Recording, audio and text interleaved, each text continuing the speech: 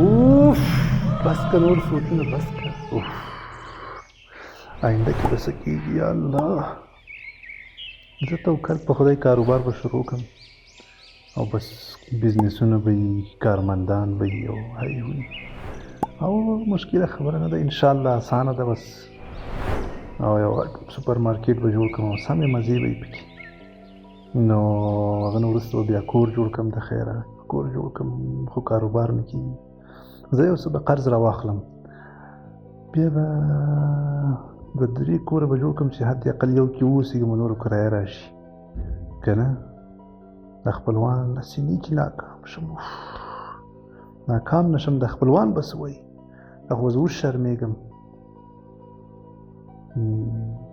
د دې اولاد به مې څه کېږي الله اولاد به اخر چېرته جوړ شي افغانستان خو هغه ګډ وډ ده هېڅ سوري نه معلومېږي دا به څنګه شي او زه به مخکې لاړ شم او که به لاړ نه شم یو خدای خبر داسې نه چې وشرمېږم کار خراب نه شي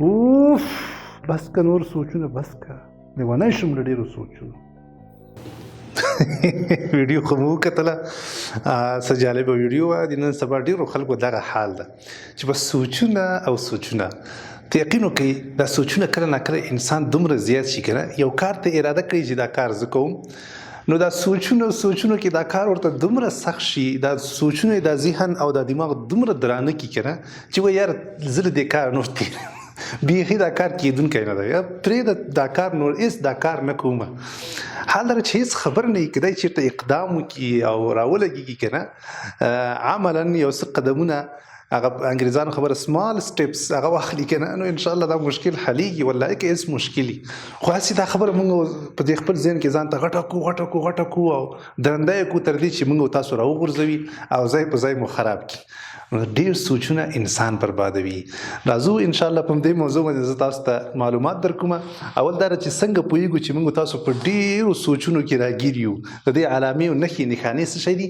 او بل د دې علاج په اړه به انشاءالله بحث کوو چې د دې علاج موږ تاسو څنګه کولی شو ډېر سوچونو ته په انګلیسي کې اوور تھینکینګ وایي اوور تھینکینګ یعنی ډیر زیات سوچ کول دا د نن سبا خلکو ډیر زیات یو لوی مرض ده چې په مبتلا دي دا سوچونه د دوی شخصیتونه له منځه وړي دا ډیر سوچونه د دوی آینده تصمیمونه بربادوي بالاخره له پښو یې غورځوي او په دې تصمیمونو په دې سوچونو کې غرق خلک که نه د هېڅ هم نه دي په خپل ژوند کې هېڅ هم نشي کولی تاسو خپل فکر وکړئ چې چېرته تاسو په دې مرض باندې مبتلا یې که نه څومره کلونه تاسو دا سوچونه وکړل اخر نتیجه څه شی ده تاسو په خپل ژوند کې یو وړه لاسته راوړنه لرئ نه نو ډېر سوچونه دا باید موږ تاسو ونه کړو د دې باید مخنیوی وکړو او په جدي ډول باندې باید د دې علاج وکړو نو راځو انشاءالله خبرې نه اوږدوم تاسو ته په لنډ ډول باندې اول زه د دې ډېرو سوچونو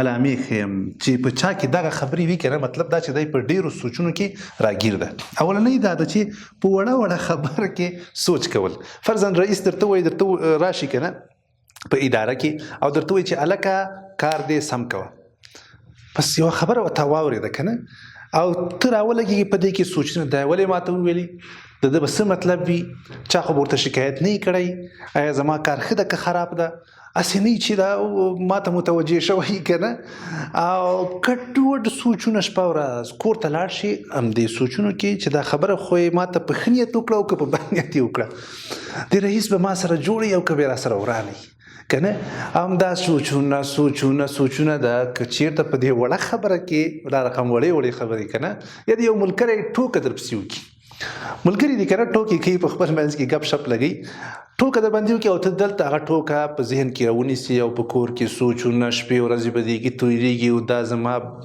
دښمن ده او زما خیر نه غواړي او زه یې بې عزته کړم او دا ولې زه بې عزته کړم او دا نورو خلکو ته پسې ولې ټوکه نه کوله او د ده هدف څه شی ول دې نه او دا یې ما کم راولي خلکو ته او زه خو یې بې عزته کړم او ویشم دا رقم خبرې او سوچونه چې ستا په ذهن کې راتلی نو ته پوه شه چې ته مریض یې او په ډېرو سوچونو باندې په ژورو سوچونو باندې مبتلا یې بله نښه نښانه هغه دا ده چې د خوب ګډوډي. خوب یو مهم شی ده.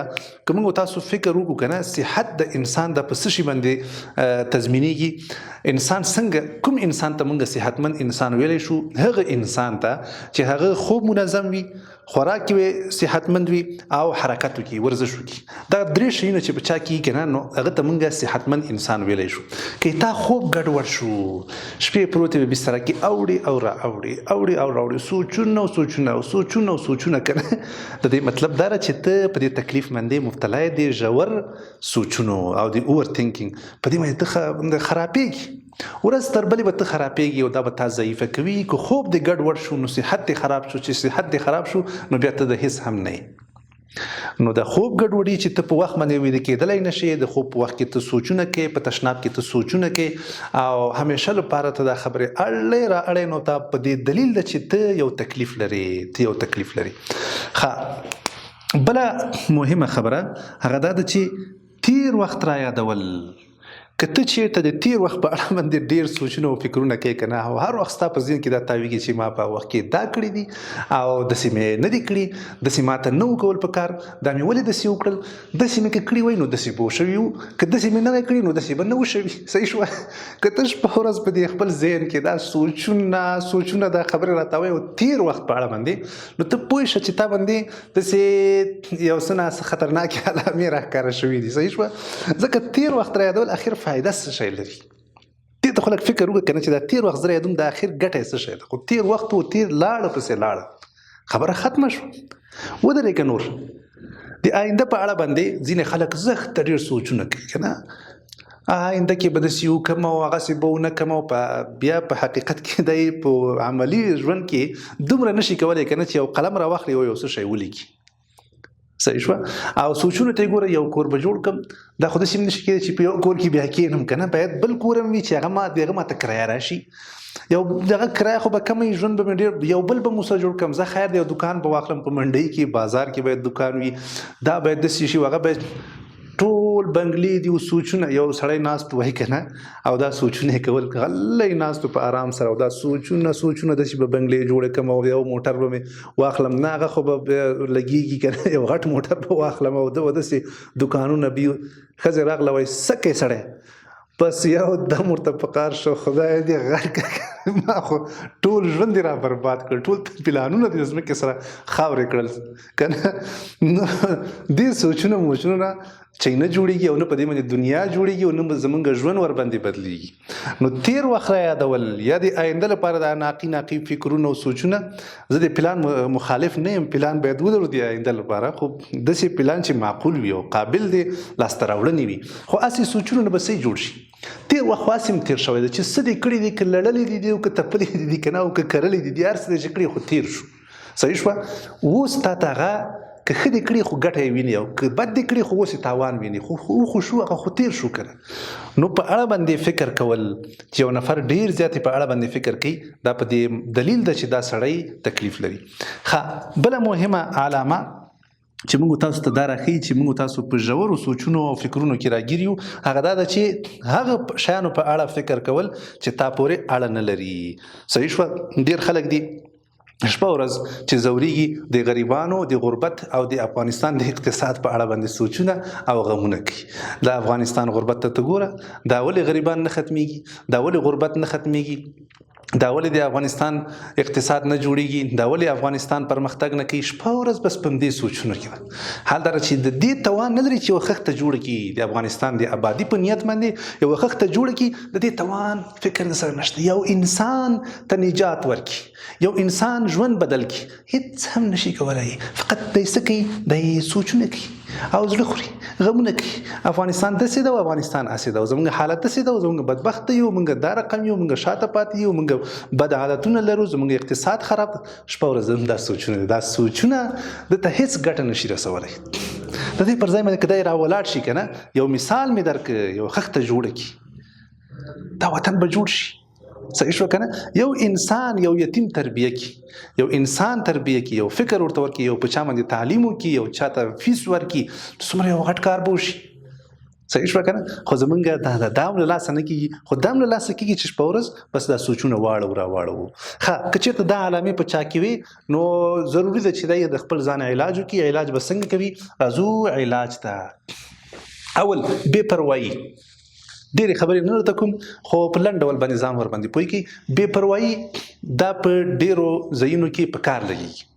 ضرور ده چې همیشه موږ تاسو دومره جدي واوسئ کنه په هر شي کې چې بل اخره یو شی هم رانه خطا نشي. کله نا کله ضروری ده چې باید حتی په دې باندې کتابونه لیکل شوي دي، فن الله مبالغه مثلا تاسو ته یو کتاب نوم واخیسته کنه په دې باندې کتابونه لیکل شوي دي. وای پخوا وختو کې خلکو په شعرونه هم جوړ کړي دي که تاسو لږ مطالعه وکړئ. بې پروا انسان وای د یو قوم رئیس نشي کېدلی. دا دغه شعر مفهوم ده. بې پروا انسان د یو قوم رئیس نشي کېدلی، مشر نشي کېدلی. خو مشر هغه ده چې هغه کله ناکله بې پروا اوسېږي، چې وړې وړې خبرې قضیې زموږ استاد په ژوند کې راځي او ته هر شی دومره جدي نیسې که نه نو حتما به په دغه رقم په سوچونو کې راګیرېږي. نو کله ناکله دا وړې وړې خبرې او قضیې او دا شیان چې چټي چټي بې معنا شیان چې زموږ په ستاسو په ژوند کې راځي دا باید سطحي ونیسو. صحیح شو کنه. ځان کله ناکله غافل ونیسو، داسې ونیسو لکه ته چې په څه شي باندې نه پوهېږې تا پورې چې اړه نه لري. صحیح شوه. لکه څنګه مې چې مخکې درته وویلې چې د ټول افغانستان آبادول نه دا زموږ مسؤلیت ده فردي لحاظ سره او نه دا زموږ په وسه پوره ده او نه دا موږ پورې اړه لري. موږ پورې دومره اړه لري چې زموږ وسه رسېږي. د خپل وس مطابق چې کار وکړي دا غټه خبره ده او کفایت کوي. او ټول چې دغه رقم هر یو راولاړ شي که نه د خپل وس مطابق په آبادۍ کې انشاءالله ونډه واخلي وطن جوړېږي. ښه موږ تاسو ته الله جل جلاله 15 حواس راکړي دي. هغه کوم دي؟ ذوق په خوله باندې، په پزه باندې یو شی بوی کوو، په سترګو باندې وینو او په غوږونو باندې اورو، په لاسونو باندې لمس کوو. دا 15 حواس دي. هغه شی چې په 15 حواسو باندې تاسو ته راځي په هغه باندې باید تاسو باور او یقین وکړئ. صحیح شوه. اوس چې یو شی د 15 حواسو نه خارج ده که نه نو ته ولې ته دغه په اړه ډېر سوچونه او تشویشونه کوي. فرضاً تاسو ته یو نفر راشي که نه درته ووایي چې ته مالدار او ته یې غریب. صحیح شوه که نه. بس دا یوه خبره وه چې تا واورېده. صحیح شوه که نه. یوه خبره وه فقط چې ستا د غوږونو ته راغله. بس ته دې باندې نوره ته تحلیلونه مه کوه چې یاره دا ولې وویلې چې زه مالدار یم، دا به د مانه څه شی لیدلي، هسې نه چې آینده کې ماته جنجال جوړ کړي، اختطاف مې نه کړي، قرض رانه ونه غواړي. دا سوچونو ته هېڅ ضرورت نشته. دا ته اورېدلي نه دي، دا وهمي شیان دي. نه دې په غوږونو اورېدلي دي، نه دې په سترګو لیدلي دي، نه دې پزه باندې بوی کړي دي، نه دې په خوله باندې د هغه ذوق او طعم کتلی دی، نه دې په لاس باندې هغه سوچونه او فکرونه چېرته ټچ کړي دي. نو دې په اړه باندې ته ډېر سوچونه او فکرونه مه کوه. هغه شیونه چې 15 حواسو باندې درک کېږي بس همغه سره ودرېږه. صحیح شوه. په دې کې نور هم ډېرې خبرې دي خو کفایت کوي. هېڅ څوک ګوره پوره نه ده. ډېر کله ته موږ تاسو د دې په خاطر زړه خورو که نه چې دا کار مې سم ونه کړ. سکار زما اراده ده چې یو خصوصي مکتب انشاءالله کابل کې جوړ کړم. ډېر کوشش مې وکړ چې زه باید تر ټولو ښه واوسېږم. صحیح شوه. دغه سوچ او دغه فکر دا انسان هم په ژور سوچونو او فکرونو کې راګیروي. مهمه دا ده چې موږ تاسو فقط شروع کړو او قدم واخلو. انشاءالله د وخت په تېرېدو سره هر څه مکمل کېږي. تاسو څه فکر کوئ چې دا ټول څومره شرکتونه دي، دا څومره خلک پرمختګ کړی دا او تللي دا په اولې ورځې نه دا رقم نه. والله چې تاسو زموږ پخوانۍ ویډیوګانې وګورئ او اوس یې وګورئ، د ځمکې او د اسمان فرق دی. یو نفر کتاب لیکلی ده د دې لپاره چې پی ایچ ډي ډګري واخلي. صحیح شوی، ډاکټورا.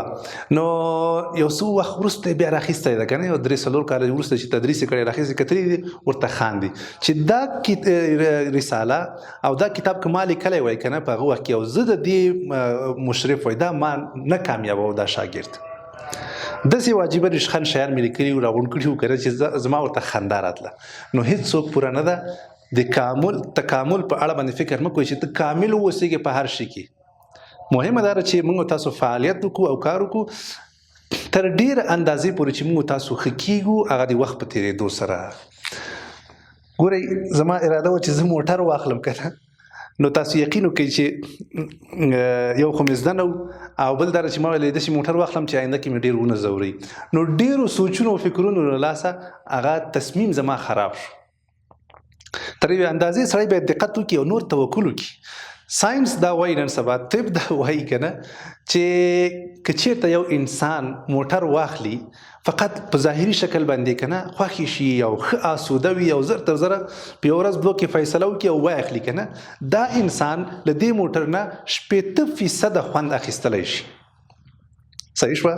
دا موټر به د ده په ژوند کې د ده په خوشحالي کې 80% زیاتوالی راولي. خو هغه انسان چې زښته ډېر فکرونه او زښته ډېر دقتونه او په هفتې میاشت 2 میاشتې په دې یو پلټنه کوي په دې یو تصمیم نیولو کې که نه نو دا انسان یوازې او یوازې 25% له دې نه خوند اخیستلی شي. نو تر اوسه پورې لکه څنګه چې زما تصمیم په خپل ځای پاتې ده او ناکامه شو دغه رقم تاسو هم په خپل تصمیم نیولو کې زښته ډېر ناقي احتمالات او تحلیل او سوچونه او ګډوډه خوا دې خوا دا مه کوئ. بس یو شی ښه درته ښکاره شو توکل په الله وکړئ لږ دقت وکړئ او قدم ورباندې واخلئ. عربان یو متل کوي لا تکن وحیدا تنها ژوند مه کوه او انګریزان هم دا وایي چې ډونټ بی الون تنها ژوند مه کوئ. کتاب بهترین ملګری ده. که تاسو غواړئ چې دا ډېر سوچونه مو علاج د دې وشي او ښه شي کتاب مطالعه کړئ. ډېر ښه کتابونه دي. ډاکومنټریانې وګورئ علمي ویډیوګانې وګورئ پوهه ترلاسه کړئ یا له ښو ملګرو سره پاتې شئ. انشاءالله دا سوچونه به ټول ختم شي او دا سوچونه به په واقعي ژوند باندې ستاسې بدل شي.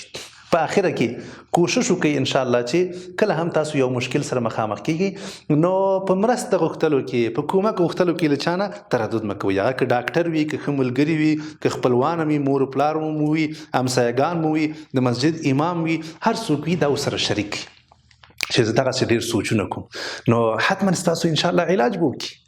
که چېرته تاسو دا ټولې خبرې په نظر کې ونیولې خو بیا هم تاسو ښه نه شوي هماغه رقم سوچونه بیا نو حتما تاسو باید یو ډاکټر ته لاړ شئ تر څو تاسو ته دواګانې درکړي او ستاسو ذهن ورسره قوي شي پیاوړی شي او تر څو په خپل کنټرول کې راشئ له خیره. صحیح شوه. نو په هیڅ وخت کې هم په دې باندې مه شرمېږئ. مرسته غوښتل دا د ضعف نقطه نه ده دا د قوت نقطه ده. څوک چې مرسته غواړي دا قهرمان ده دا اتل ده. همیشه لپاره تردد مه کوئ مه شرمېږئ له خلکو نه مرسته وغواړئ. صرف دا مشکل نه هر مشکل سره چې تاسو مخامخ وئ مشوره وغواړئ مرسته وغواړئ له خلکو نه تر څو انشاءالله تاسو له خلکو سره یو ځای پاتې شئ او انشاءالله خراب نه شئ په ژوند کې. الله جل جلاله دې ټول ته توفیق ورکړي چې له سوچونو راوځي او انشاءالله په واقعي ډول باندې خپل ژوند ته ادامه ورکړي.